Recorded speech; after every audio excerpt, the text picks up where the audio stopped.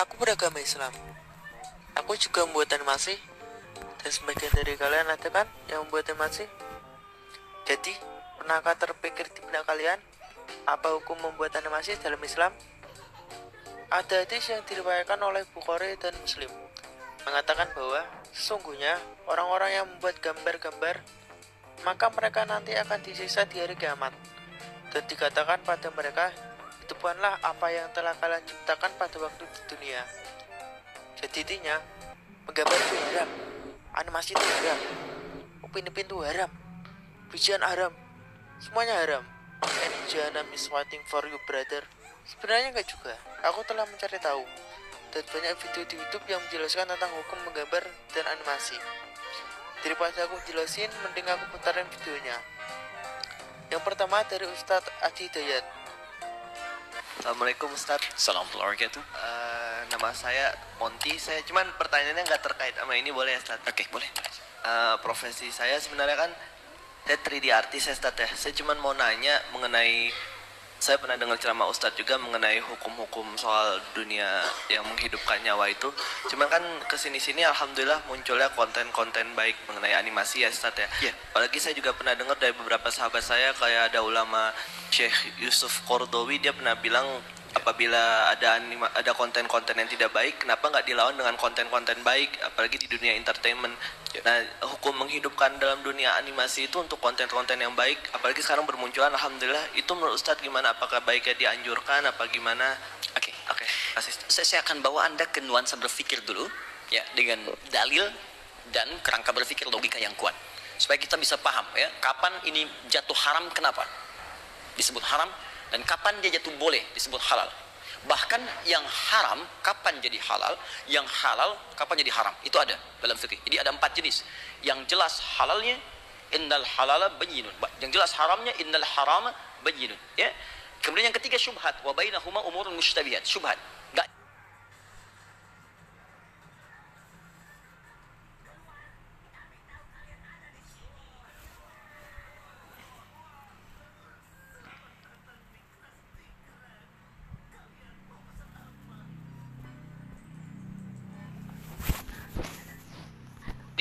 yang jelas halalnya innal halala bayyinun, yang jelas haramnya innal harama bayyinun, ya.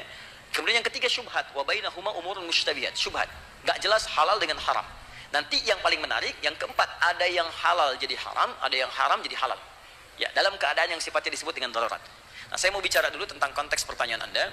Zaman Nabi itu pertama ada gambar, ya, ada patung, bahkan yang 3 dimensi dan sebagainya. Baik, ini dia punya 2 penilaian dari Nabi. Yang pertama yang mutlak, langsung Nabi benci dengan itu, bahkan mengatakan kalimat-kalimat yang menunjukkan pengharaman mutlak langsung, haram, musyrik, turun ayat An-Nisa 48, ya, sampai disebut lagi di An-Nisa ayat 116 sebelumnya, Ya, innallaha la yaghfiru an yushraka bihi wa yaghfiru ma duna dzalika liman yasha. Allah enggak akan mengampuni dosa syirik. Syiriknya apa? Dia langsung tunjukkan pada patung. Di surat An-Najm itu. Ya, Lata, Uzza, Manat dan seterusnya. Sebutkan yang disembah pada saat itu. Patung-patung sesembahan, patung-patung kemusyrikan. Ada gambar-gambar yang diagungkan. Jadi kalau ngadap ke gambar itu serasa mendapatkan kekuatan spiritual. Ada. Jadi dulu ada 3 golongan yang dimuliakan oleh jahiliyah. Satu penyair. Ya, orang di dunia seni sampai turun surahnya surah ke-26 Asy-Syu'ara. Itu dikecam oleh Quran karena seringkali menghabiskan waktu pada yang tidak penting dan sering berbuat maksiat. Misal ayat 224 Quran surah ke-26, wasyu'ara'u yattabi'uhumul ghawun. Ayat 225-nya, alam tara annahum fi kulli wadin yahimun. Para penyair itu, orang yang pembuat lirik-lirik, ya, seni-seni di masa itu jahiliyah, dia sering menghabiskan waktu pada yang tidak berguna, kata Allah. Pergi ke lembah-lembah, sampai lupa dengan istri, lupa dengan anak, lupa dengan keluarga, cuma nyari inspirasi. Setelah datang ilham, kadang minta bantuan jin, balik lagi bikin lirik.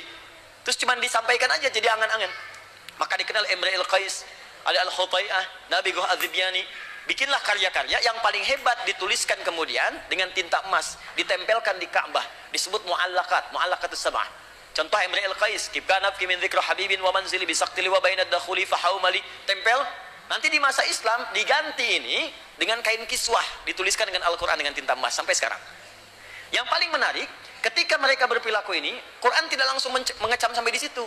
Ayatnya belum selesai. Sampai ayat 227-nya langsung muncul kalimat illal ladzina amanu wa amilus shalihat.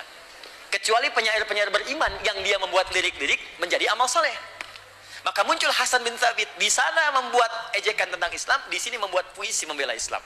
Di sana bikin lirik mencela Islam, di sini bikin lirik kemudian memuji Nabi, memuji Allah dan mempertahankan Islam. Dan itu diakui oleh Al-Quran, ditetapkan sebagai syairun Nabi, pujangganya Nabi sallallahu alaihi wasallam, artisnya Nabi. Oke, sisi lain ada langsung bidang-bidang tadi, gambar, ya, kemudian patung, yang sama dimensi, bahkan 3 dimensi, 4 dimensi. Aisyah radhiyallahu taala anha punya mainan dumyah, boneka dari kuda-kudaan. Ada. Sebagian yang gambar-gambar gak elok, Nabi bilang ini tutup nih, buang Aisyah. Tapi yang lain, kata Nabi nggak apa-apa, pakai aja.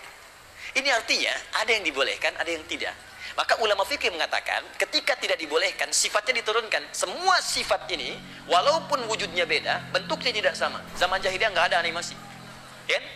Yang ada real, nyata. Sekarang ada, tapi sifatnya sama. Sifatnya kemusyrikan, film kartun, tapi dikenalkan dengan unsur agama lain. Dibawa jadi pahlawan, tapi isinya ajakan untuk menyembah kepada, maaf ya, kepercayaan lain dan sebagainya. Itu nggak boleh, haram hukumnya.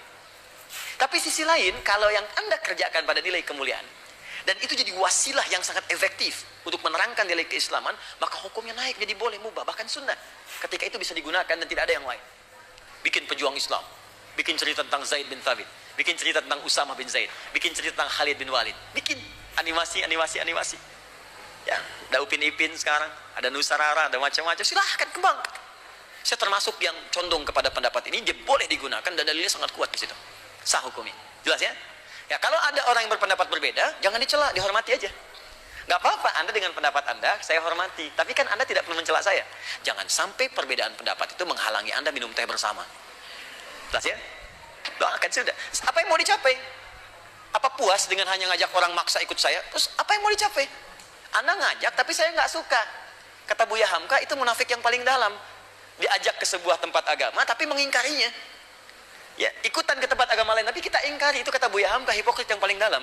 Sama dengan Anda maksa orang, tapi dia nggak suka dengan Anda, untuk apa? Kita hargai kan?